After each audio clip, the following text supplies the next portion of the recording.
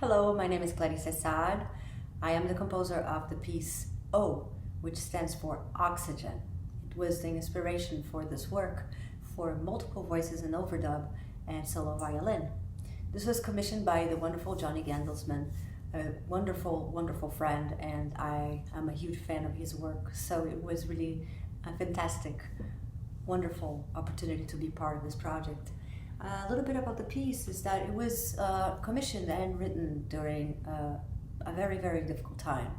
And what was happening basically was that we were quite in the very beginning at the beginning of the pandemic.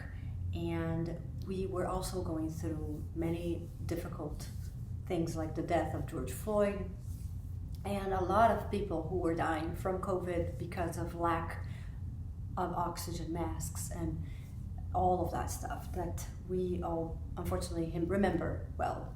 And I think this is the reason, basically the reason why I wanted to write something about this very, very element.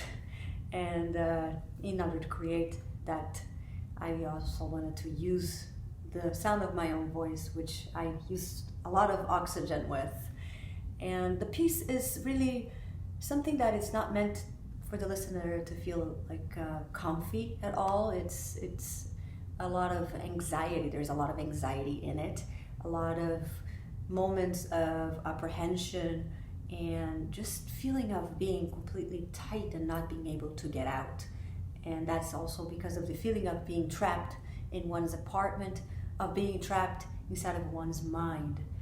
I think it comes across. However, there is an element of hope, and it is that in the middle of this piece, in the middle of this chaos, there's a little oasis of tonality and melody that comes through with a choir that I created virtually.